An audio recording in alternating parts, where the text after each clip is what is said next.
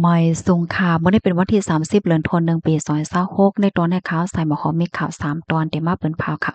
ตอนที่1ค่ะเฮอหมิ่นตกกลางร้อยก้นในเฮอหมิ่นโลกเส้นสายใจทั้งหมดในนั้นป้าก้นเหตุการณ์เมืองข่าวเที่ยงตอนหนึ่งค่ะเฮอหมิ่นตกดีเว้งเกียงใหม่เนี่ยค่ะ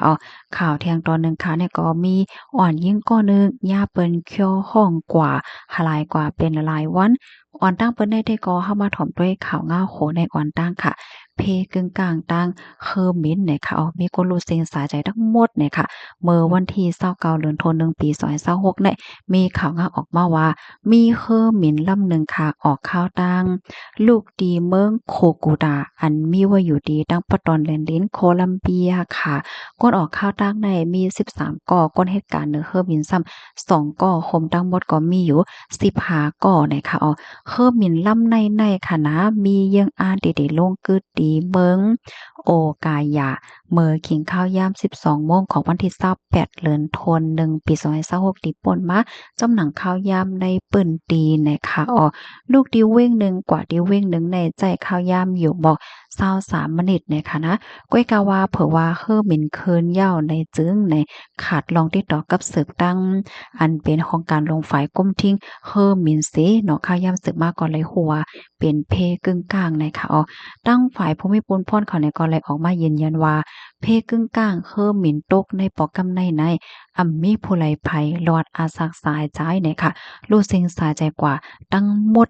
ตั้งลำนั่นน่ะเนาะกนอันอยู่ไว้ดีในเฮอหมิ่นนั่นนะคะลองตั้งดีอันเฮ็ดให้เฮอหมิ่นตกในปอกกำในได้ก็ยังอำไปโหหลีๆเนี่ยค่ะอยู่ที่ภูมิพลพ่นเขาในก็เตหาข้อมูลลองตั้งลายโหย่อยย่ำมันกว่าว่านะคะ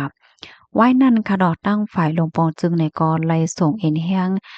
ตับกลางหาวและภูมิพลพรเขาในค่ะไล่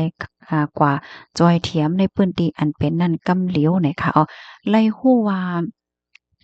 ก้นอันอยู่ในเฮอร์มินนั่นนะมีป้าโพแตนและหนอโพแตนเป็นผู้อันเหตุการณ์เมืองป้าเนี่ยค่ะเนาะบอกว่ามีป้าก้นเหตุการณ์เมืองเนี่ยค่ะเกี่ยวกับเลยลองใน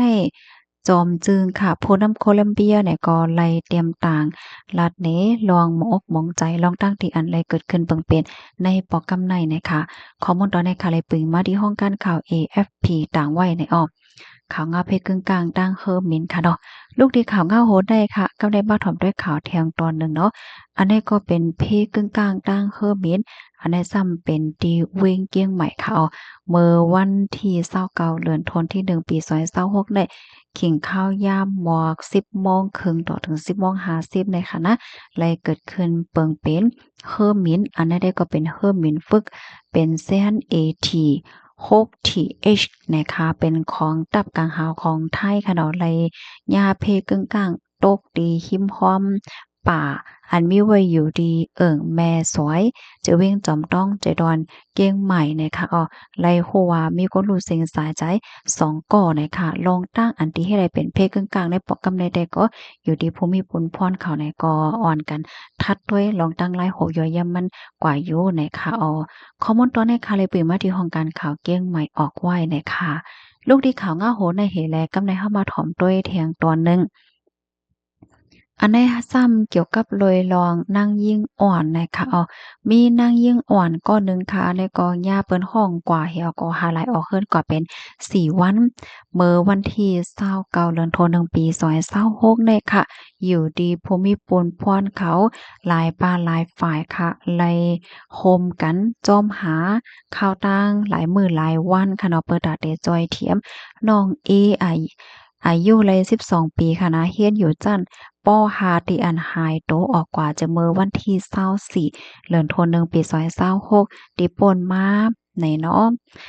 อันพ่อแม่ก็ไม่อกไม่ใจจ้วมนั่นค่ะน่ะเนาะกำนันภูมิพลพรเขาในก็จอมหาด้วยจอมกองถ่าย CCTV ว่าสังว่าเฮ็ดจั่งใดเฮครบรอบหันว่ามีผู้ชาย2ก็มารับเอาโตอ่อนยิ่งในกว่าเนาะ กำนันเปิ้นเนี่ยก็จ้อมหาได้ที่คะนะว่ากว่าที่ไรมีไว้อยู่ที่ไรจึงหือจึงหาพองเฮ็ดจังไหนคะนะเฮาก็เอากว่าเอามาใน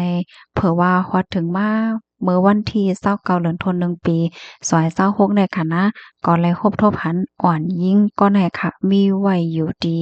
เคินตึกลงตีหนึ่งเฮ็ดจึงไหนนั่นค่ะน่ะอ่อนยิ่งก็ในก็เหมือนหางต้องไม้น่ะเนาะมันเหมือนจังว่ามันเลยกินหางเฮ็ดจังเนี่ยนะมีไว้อยู่ดีใต้ผ้าห่มให้เนี่ยหรือสินั้นก็ครบทบหันป้าผู้ใจก็นึงอายุเลย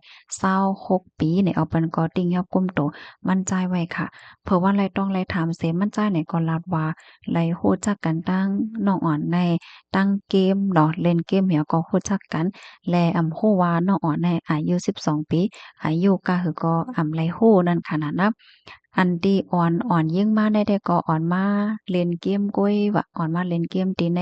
ของลือนั่นน่ะเนาะโดยที่ไลมีลองป้นแปลนโลลายเนอน้องอ่อนก็ในอีสังไหนอ้อตอนตาโฟนน้องอ่อนที่ว่าพ่อแม่พี่น้องติดต่อกับสืบไรนั่นได้ก็ เป็นย้อนก็เพราะว่าแบตเตอรี่มันหมดเนี่ยก้อยกับผมมีปนพรเขาได้ก็ยุ่มนั่นน่ะนะย้อนก็เพราะว่าโฟนของน้องนั่นเนี่ยก็ปิกเคิงมันไว้ป้าปยก็เอาส่วนไว้ป้าเฮ็ดจังไหนผู้มีปุนพรเขาเนี่ยก็เป็นโตดตามพอใจก็ได้ว่าเอาลูกอ่อนอันอายุยังไปป่วน15ปีในผาดพ่อแม่พี่น้องกว่าว่าสังว่าให้เนี่ยนะมื้อเหลียวเปิ้นก็ได้ทัดด้วยลองตั้งไล่โหย่อยยามมันขนาดว่าเลอเซว่าย่าเอาตั้งพี่ในตอนในย่อจ่องเต็งย่าป้าต่างเจอต่างเปิงป้าจ่องมันใจในเลยป่นเปลี่ยนเน้อนอนในป้าหาสังหาให้เนี่ยเนาะเปิ้นก็เตถ้าหาลองตั้งไล่โหย่อยยามมันสึกกว่าเที่ยงเนี่ยค่ะเกี่ยวกับเลยลองในอยู่ที่ภูมิพลพรเขาเนี่ยก็ให้ฟังเตือนถึงปันปอแม่เนาะให้ไลฟังสติด้วยรวมปันลูกหลานไผมันค่ะปยก็ให้ไลฟังด้วยป้าว่าลูกอ่อนลูกหลานตัวเจ้าเก่านั่นเล่นเกมอีหังยอก็มีลองใจตื้อสื่อตรงก้นจึงหาพองนั่นค่ะน่ะหนังหือเตญาเปิ้นเหรียญเขี้ยวเอากว่าไลหนังหือเขาเตญาเพนั่นว่าไหนค่ะก็เพราะว่าเนอออนไลน์เนี่ยนั้นมันก็มีจอดมีจี้น่ะค่ะเนาะหลอนมังก็เล่นสื่อตรงก้นเฮฮู้จักก้นหรือสื่อตรงก้นเพราะว่าฮู้จักกันก็ฮู้จักกันมาเพราะว่าย่าเปิ้นเขี้ยวเนาะมาแลเตโจ้กว่าซื้อตั้งกินเตโจ้กว่าแลเตโจ้กว่าต้วยจึงต้วยหนังว่าหังว่าเฮ็ดไหนเตปันเงินจังนั้นเตปันข้าวม่วนจังไหนเนี่ยหลวนมังก็ซ้ำยุ่มง่ายแฮก็กว่าจ้อมเปิ้นค่ะเนาะเพราะว่าก็จ้อมเปิ้นนำสังถกก็จังย่าเพเนี่ยค่ะก็นั่นแลให้พ่อแม่พี่น้องไผมันล้มลาด้วยถึงลูกหลานไผมันยอก็ฟัง